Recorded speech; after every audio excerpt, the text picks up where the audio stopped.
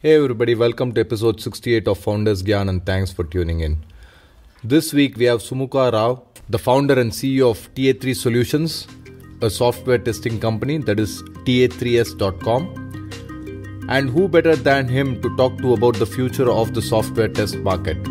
Do check out the show notes over at foundersgyan.com/EP68 for links to all that we talk about on the show. Alright, get comfortable and let's get started. Hello everybody. Today's guest on the show is Sumukha Rao.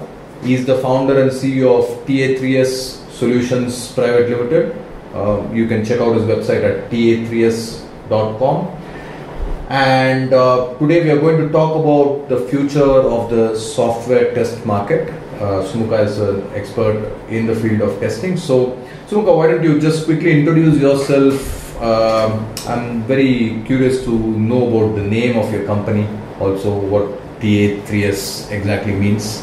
Thank you, Ram. Thanks for giving an opportunity to speak about TA3S and software testing as a market. TA3S is a very simple outcome of 4 words or 5 words. It's test automation as a service. A came 3 times and hence TA3S. All right. TA3S is a pure play test automation services organization geared towards providing test automation services for our customers, assuring outcomes. The tagline clearly says that we help customers achieve productivity in delivering quality. Okay, great. So now we had a chat over email and on a call, and we also had a little interesting chat before this recording. So tell us a little bit about your own background and why we should believe whatever you say about the future of the software test market. So why should we believe you? See, I wouldn't say believing. I would say I'm going to give you inputs based on my experience and exposure. I've been in the software market since about 25 years, out of which 20 years has been in the software testing market and test automation market.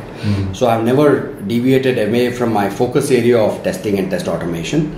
And based on my experiences and exposures with many customers and the marketplace, I do have certain inputs which may help the software testing and test industry. I wouldn't say you have to believe me, but this is exactly what's happening based on my experience, and that would provide you an input. Okay, so believe is probably too strong a word, but yeah, what I meant was what's your background in helping us understand the software test market. So yeah, so you have a lot of background in this software test market. So what do you think is currently happening? What's the current market scenario in terms of testing? And what is the future that you envision going forward? See, software testing is no different than software development in the current scheme of things. Actually, it's a parallel process. While many organizations and the marketplace still consider that as an overhead, but it's a necessity.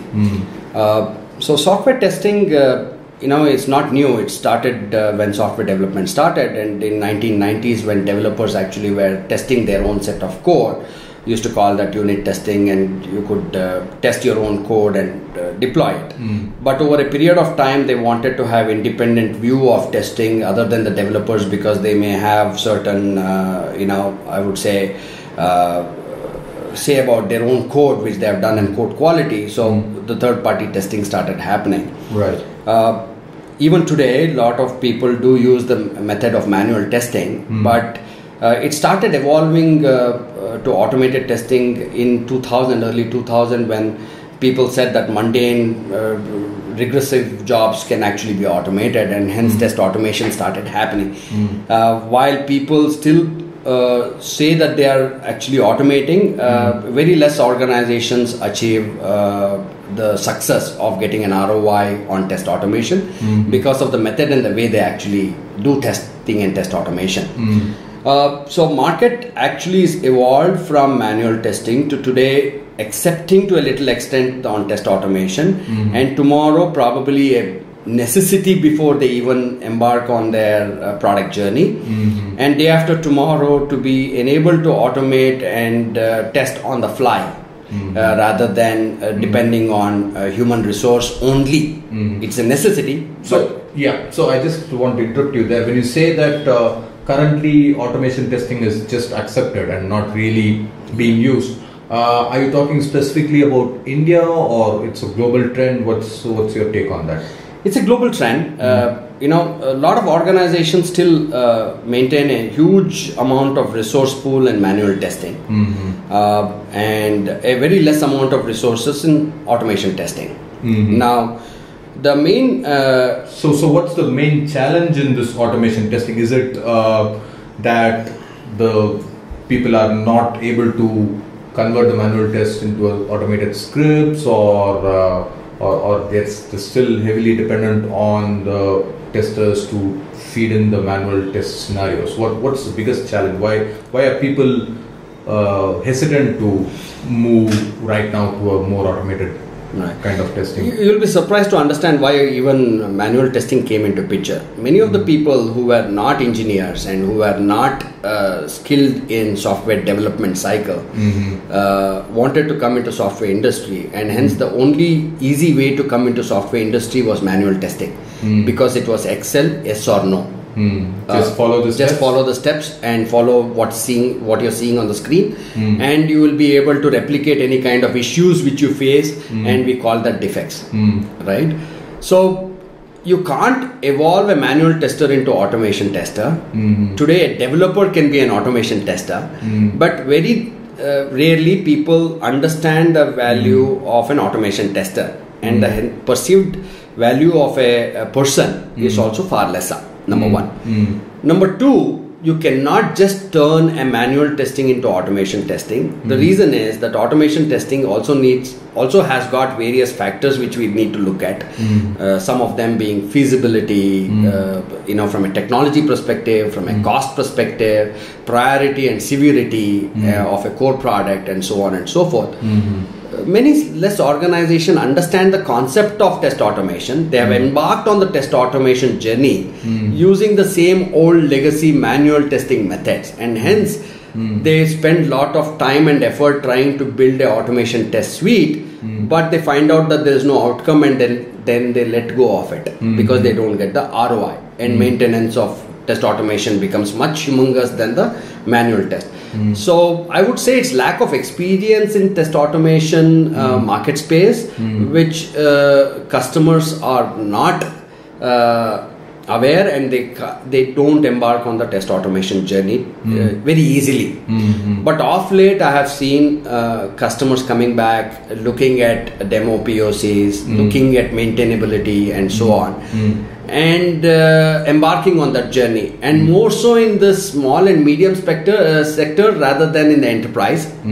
Enterprise still has got that legacy method of both manual and automation, but startups and small and medium enterprises are more aware. While cost is a concern for them, they are aware and they want to embark on that journey. So it's great that you mentioned startups, because in my opinion, startups aren't testing enough. Forget manual or automation testing. For startups, testing is kind of relegated to maybe we will do it if we have the time, before we release our product and things like that. So what's your take, and what's your view on that? Have you seen startups doing rigorous testing, or what's your take on startups who are really worth their salt and who have got a vision? Definitely do testing. I have multiple startups as customers of mine. All right, they are aware on what they intend to do, what they want to do, and they have a vision. Now, majority of the startups in global sector actually is not built with a vision. They are built for a quick POC, quick market view, release, and funding. Their majority of the focus stays around funding rather than the product itself. And those are the organizations which actually don't take testing seriously. Many of the see, especially in mobility today, we have less amount of time to get an app out to the market space. Correct. And hence you think that there is no testing, but you'll be surprised that some of the mobility customers today are with us and who have embarked on a software test and test automation journey. Okay, so I would say about 20 to 30% startups who really are worth and who have a vision do embark on a software test and test automation journey, and some of them don't. So I think the lesson is don't cut corners on testing, right? I mean, what happens? Can you tell us about what would happen if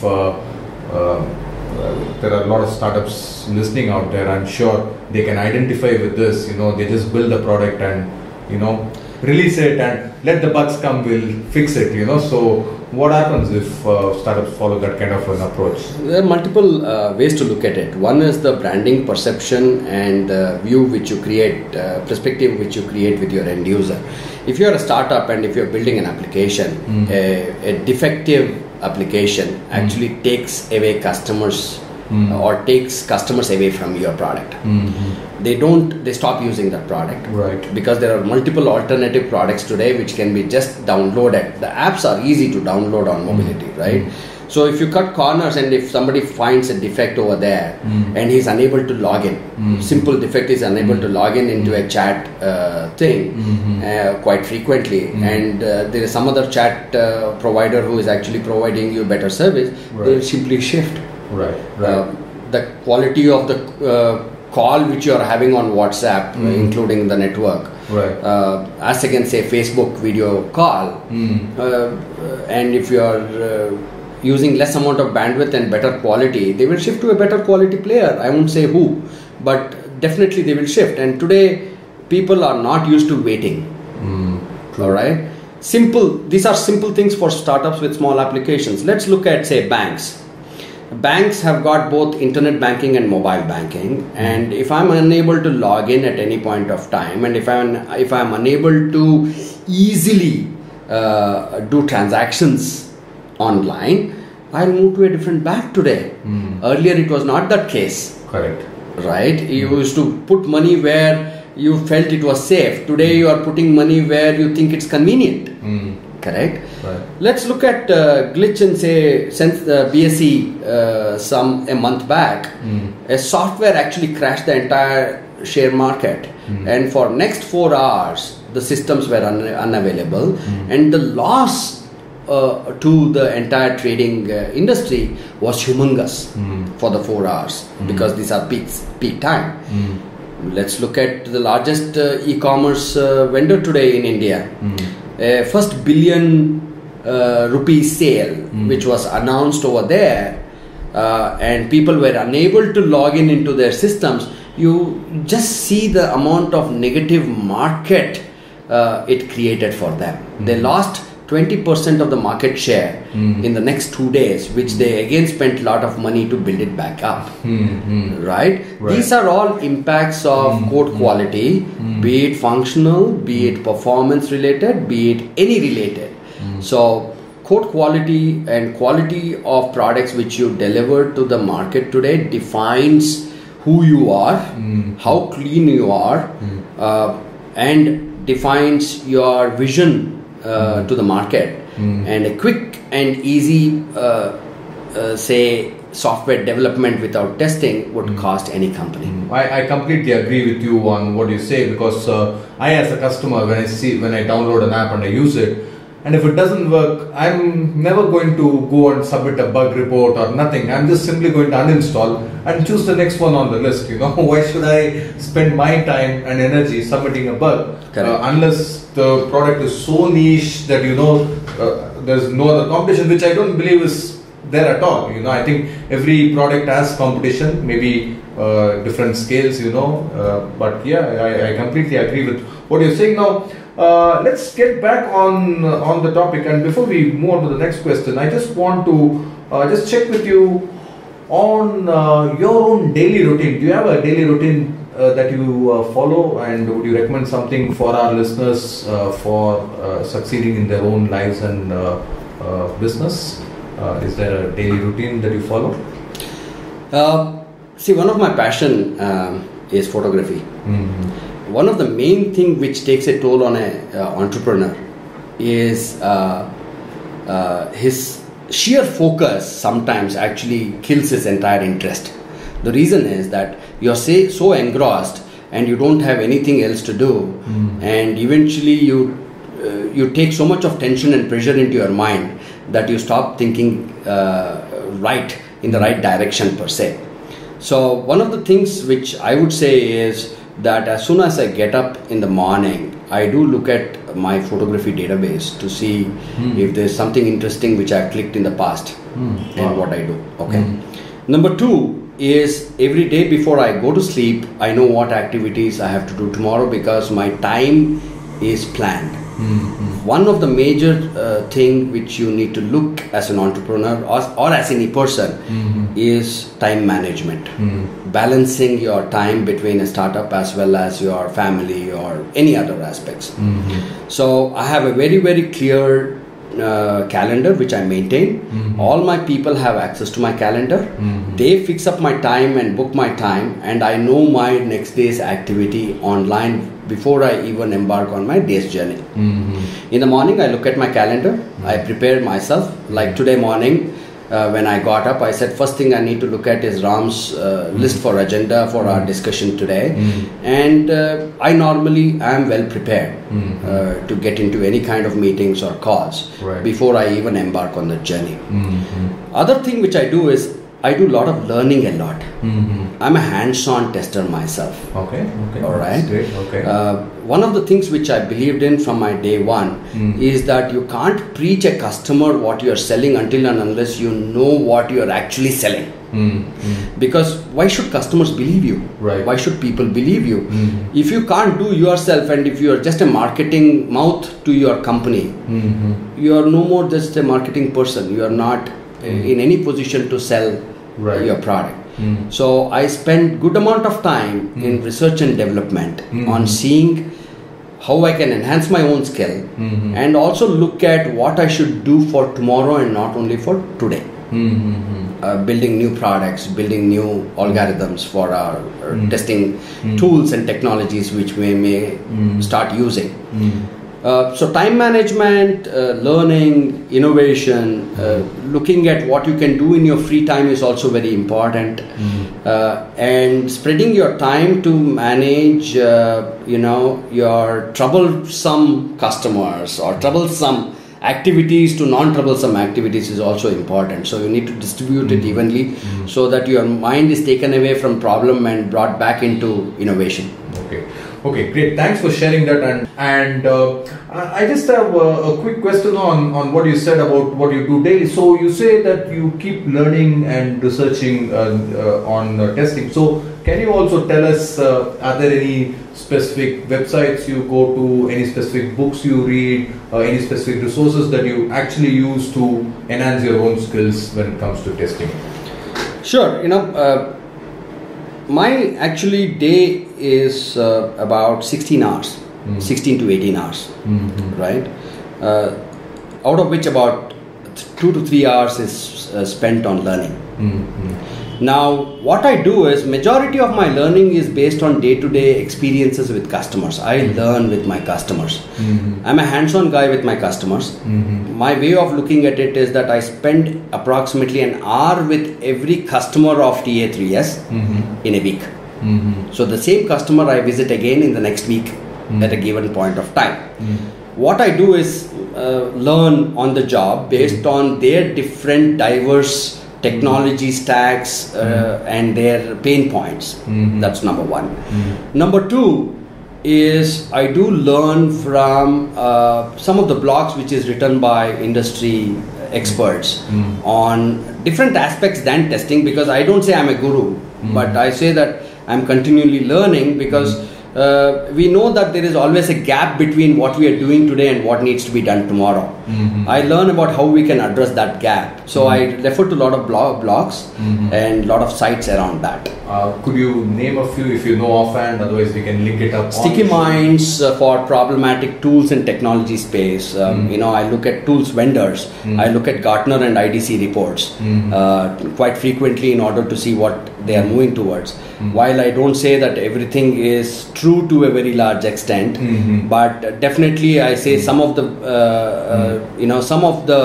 points which they definitely make is valuable for your day-to-day activities and learning. Okay, let's do one thing. I will get the links of these blogs that you follow on a daily basis, and I'll link them up on the show notes. I think that will be easier for our listeners than you telling us different. I run a lot of blogs myself as well. I run India Innovates and other things, which I keep updating and posting on new innovations happening in and around India, because every day what we hear is about politics or news which is other than innovation and what is really happening on the ground. Right. So there should be some or the other medium like yours, for instance, FoundersGyan, which is specific to say entrepreneurs who actually provide inputs to those set of people relevant rather than discussing the daily chores. Right. Okay. Thanks for mentioning FoundersGyan. So again, we will link all those up on the show notes. Now let's get back to our main topic. I think we have diverged a little bit. So you are talking about the current market scenario and the future, tomorrow and day after. You were mentioning where automation is going to be more and more accepted and could possibly replace the traditional forms of testing in some way. Now, I would say 100%. Not 100%, whatever percent, maybe 50-60%. I don't know the number, but how do you think that's going to happen? What do you think is going to happen in terms of how this change is going to take place? What's your vision of how the software testing market is going to evolve in that direction? Right. So testing market initially was based on labor, as I mentioned to you earlier. Slowly it is moving towards outcome, where people are going to get paid based on outcomes what you provide, be it ROI, be it quality improvement, and so on and so forth. So when you change that to an outcome, obviously what you definitely look out for is quality of deliverables and your reputation in the market space. So how it is moving or where people are adopting today is that outcome-based test automation services are more and more an ask from majority of our customers, and we are moving towards outcome-based test test automation strategy and implementation. So what is an outcome? Is it number of defects? How do you define an outcome? See, test automation brings in some of the factors, which includes time to test, time to market, because what you are trying to do is manual testing requires a lot of time and resource at the end of the development life cycle, and majority of the time, you mentioned it earlier, they cut short of that time to test in order to go to market, and with a defective product. How do I cut short of that time to market? Automation does help you in testing a few of the critical core functionalities, about say 50-60% of that functionalities using automation methods, and left the 30-40 percentage is still left to the people who can actually test for new features and functionalities. So the output is mostly testing in shorter and shorter times. I won't say only shorter and shorter time. Majority of the manual testing also is impacted due to human error, be it test data or be it any kind of slippages which a human being is bound to do. Mistakes do happen. So a repeatable right test strategy and automation actually improves the quality of testing, finds out defects much earlier on, and unattended. Basically, you need not be sitting in front of it to execute it. It can be integrated with continuous integration tests and builds where people can run unattended test in the night. In the morning, you can come and see the report. All right. And with more and more belief in test automation, the defects also can be raised automatically and need not have a person to, and the defect workflow can be configured in such a way that a given developer gets a defect with the right information for him to fix it on time. All right. So it's shortening the entire life cycle and cutting short the diplomacy in between, basically fighting to find out if it's really a defect or not a defect, and escalations and so on. I think that's the bureaucracy I think we need to cut down in lot of organizations, and that's what is the process which is going to be used to cut down all these processes. Okay, so let's recap. So one is output based testing that's going to happen. Next is outcome based, ROI based, and more of an integration with the tools to raise defects and things like that. So process automation along with test automation. And what else is going to happen? And faster time to market, quality improvements. These are outcomes. So this is what is actually planned for today by many of the organizations. Many of the large organizations, Fortune 500 companies which we are working with, say that we need to actually automate 80% of our entire products, the core functionality of products.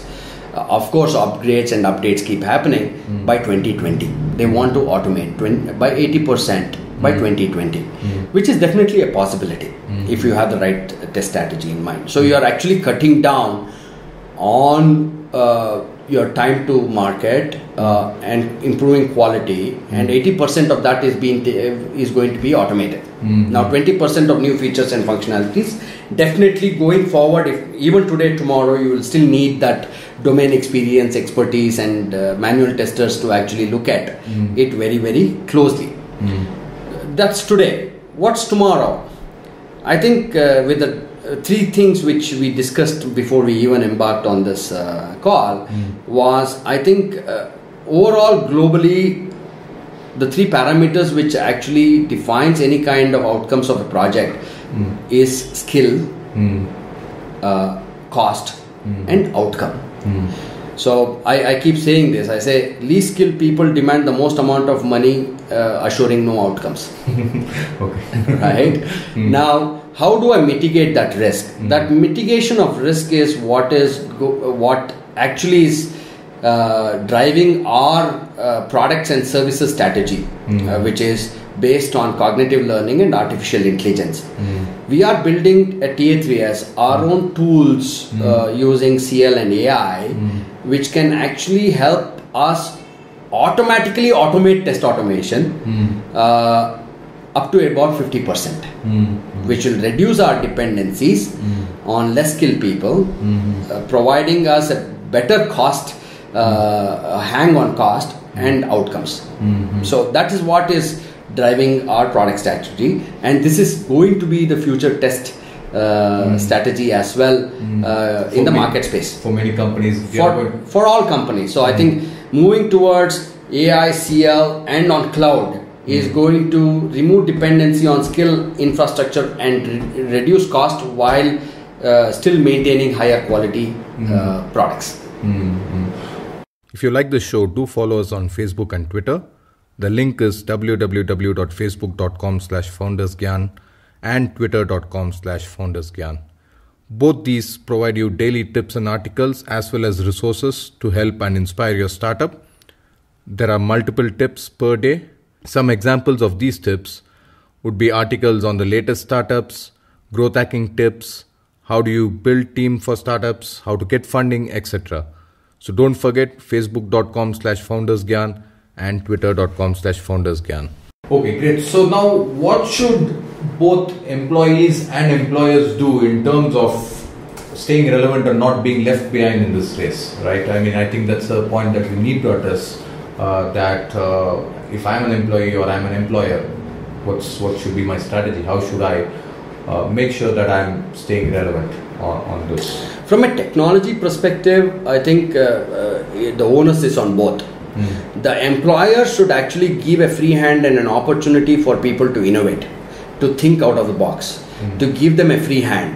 I think today we are muddling them with too much of day-to-day activities and tasks rather than trying to make them think.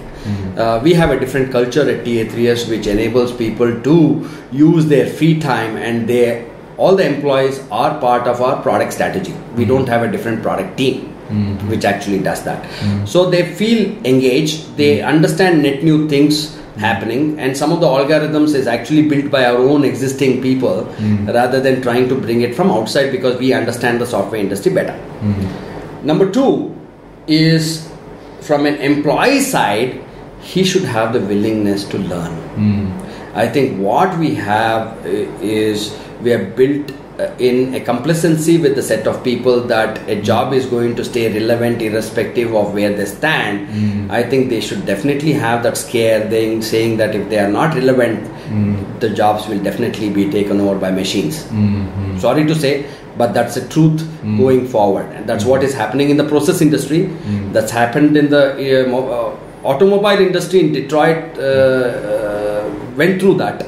And we have seen what's the outcomes of those. And for you to be relevant, I think you should have the openness to learn net new things, grasp your attitude. Your technical skills is something which you can build on. Your attitude and learning ability is what needs to come with you. Right. I think it's a very relevant and fair point, because I think a lot of employees expect employers to train them, but the fact is that each person should take up owners and learn things, and try to stay relevant and try to learn the latest technologies and whatever is happening in the market. I don't think it is fair for the employees to expect, oh, my employer is not sending me to a training, or I think that's so I think it starts from the foundation, Ram. If they see that at the higher level, if people are technical, if they are talking sense, they will talk back sense to you. They will start learning. Majority of the businesses today, if you really look at it, is not run by the same set of people who are running that same business. So their domain knowledge in that business may be a tad less.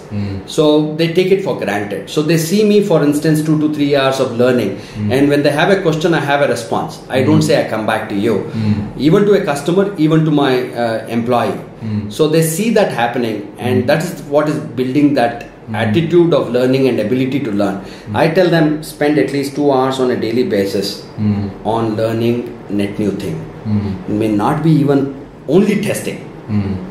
For them to oil their brain to start looking at things differently rather than what they are looking at today. Right. Okay, great. Now,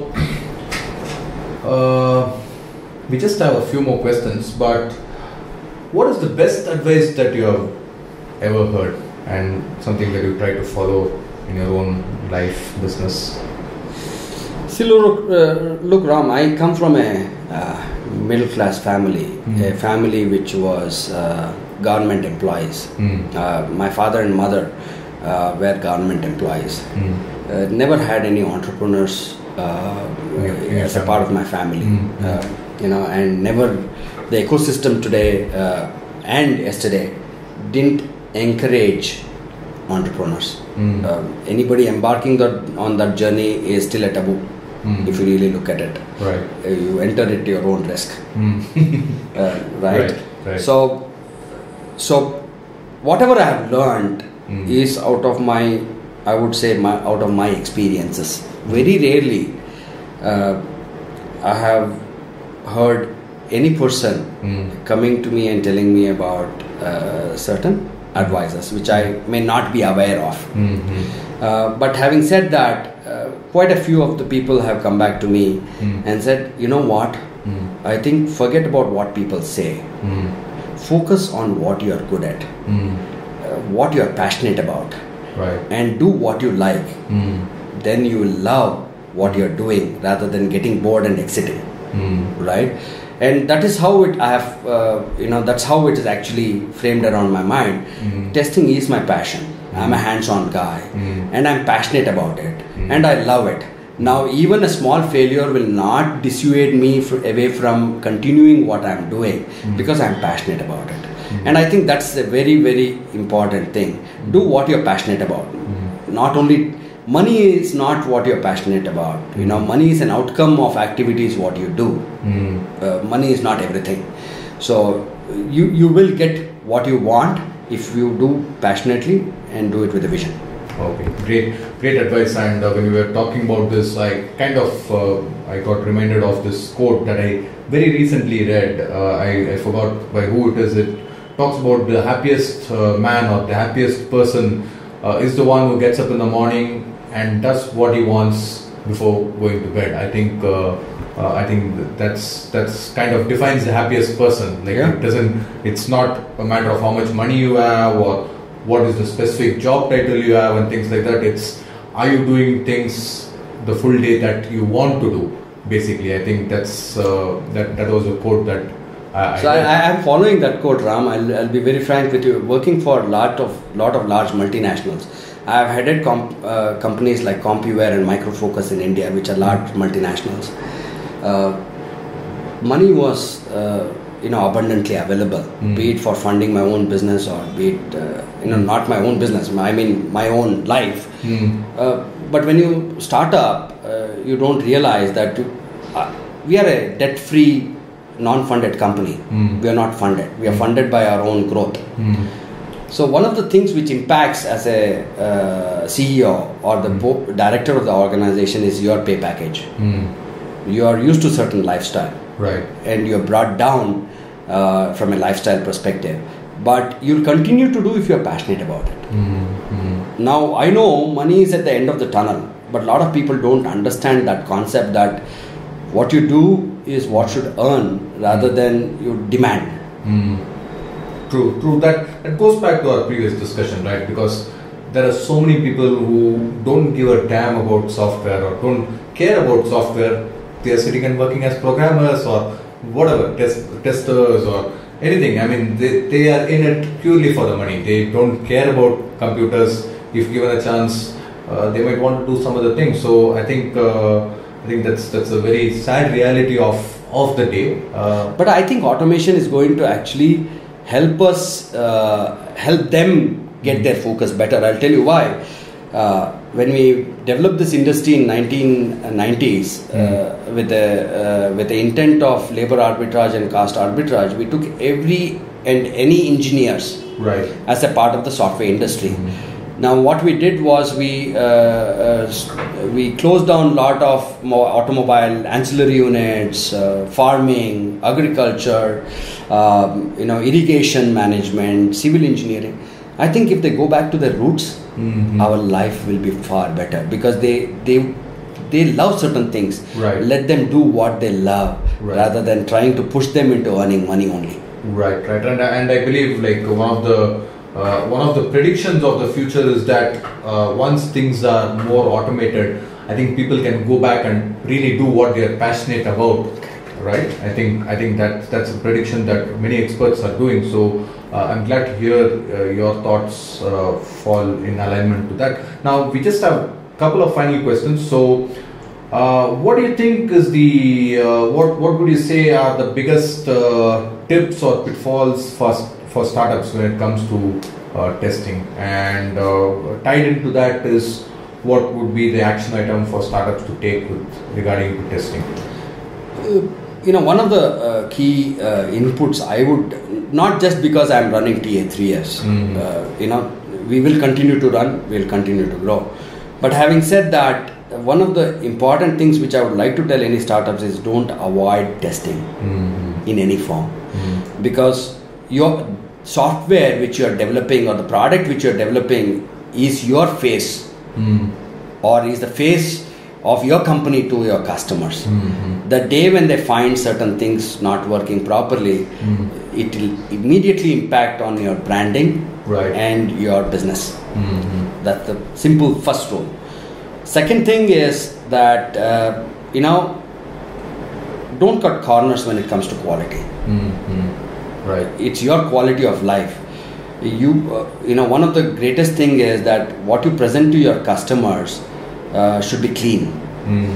If it's not, then that is what they perceive you as a person. Right? So take that very seriously. Number two is, not only from a software testing perspective, I would like to just tell them that, look, do what you like and don't believe in anybody.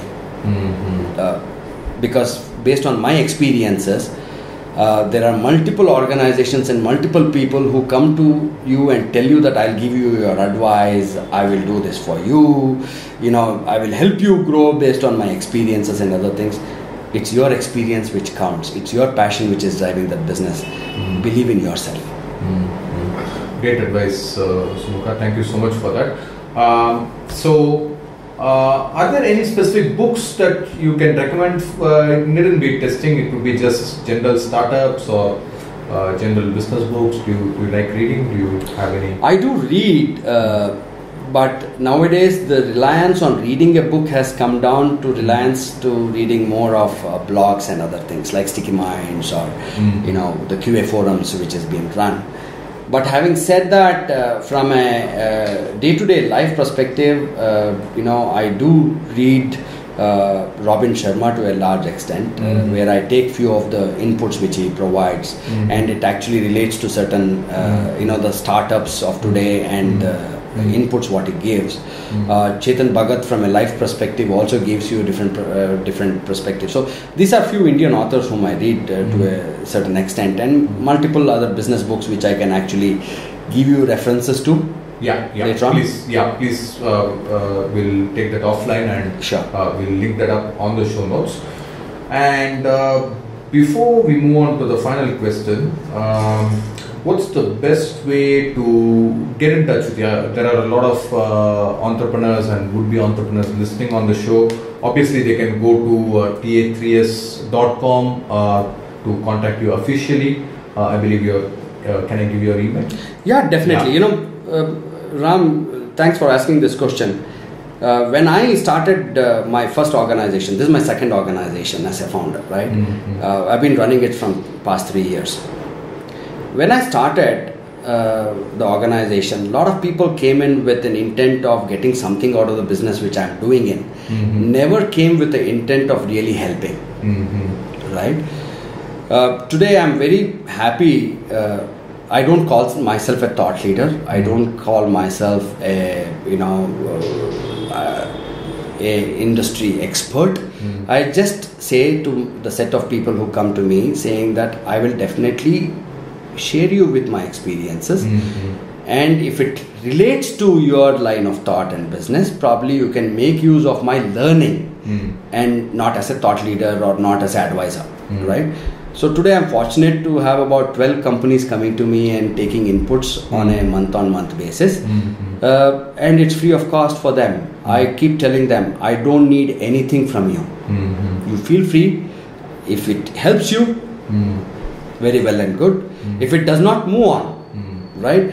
And anybody is welcome to reach out to me via my email address, and you can give my email address to that's Sumukha at TA3S.com. Anything else? Are you active on Twitter? I'm very active on Facebook or LinkedIn. Okay. From a LinkedIn perspective, it's related to business. On a Facebook, it is also related to business, also related to I love traveling and photography. So can we give your Facebook thing? Please go ahead and give my Facebook reference as well as my LinkedIn. Okay, great. We will link that up on the show notes again. So do you have like some? You keep posting photos on your Facebook? Do you have an Instagram account or something else? Yes, I have Instagram. I'm very active socially because one of the things which you will fall for is your marketing budget. And majority of my business connects as well as personal connects who wants to know what I'm doing, either be it in my life or be it in my business, are in touch with me on my LinkedIn, Facebook, Instagram. Okay. So I'm active on social media. They can feel free to look at it and get in touch via there as well. Sure. Great. So the final question I want to get into is just one gyan. So just imagine that none of this is going to air, or some of our smart listeners may just go all the way to the end. They can forward right to the end to listen to your one gyan with regards to testing, or could be startups in general. Just one gyan. You mean good experience or a bad experience? Up to you. All right. So let me give you one example of good and bad as well, right? Because as an entrepreneur, you need to understand both of them. Sure. From a good perspective, I would say pursue your passion, do the right things, do it with heart, don't do it with any intent of doing getting as an outcome. Yes, of course, money is going to be an outcome, but if you do it with passion, you will get there. Right. You don't have to worry about it. Right. Be true to yourself. Be true to your people. Be true to the customers. This is one thing which I have learned in my life. I never lie to my customer nor my people. All my employees, all my customers are aware of what I'm going through because they only appreciate when they know the truth. So that's one thing. That's a good piece, and you will get to where you are, no matter what, if you have the vision and passion in mind. One of the things which I have learned from my earlier startup experience is don't claim to be a false person. That means to say, don't have to claim that I'm an industry expert if you're not. Right? And don't have to do it for money, and don't have to deceive people. Don't deceive people because that's the that's the start of your fall. Right. Market is small. People can know you and know you much faster than you think. Right. And people know the truth not just because of social media, because people are connected today. And if you do something wrong, as much as you do something right, people get to know about it sooner than faster nowadays. So it's better that you be true and even do the right things. Yeah, great advice, Sumukha. And on that note, we'll close the interview. So thank you so much for your time, and it was great chatting with you. And I wish you continued luck as you try to automate testing for the market, for the software market. Thanks, Ram. Thanks for giving an opportunity. Thanks to FoundersGyan as well. It's a group. It's very nice to know that there is a forum today which is available, which actually helps entrepreneurs to listen and get in touch with like-minded entrepreneurs. And it's great speaking to you as well. Thank you. There you have it, folks. Another startup's founder and an interesting topic that was hopefully both useful and interesting to you guys. The show notes page is at www.foundersgyan.com/EP68, which contains links to all that we talk about on the show. I'll see you all next week with yet another startup and its founder. In the meantime, do keep working on your own startup, and good luck on your startup adventure.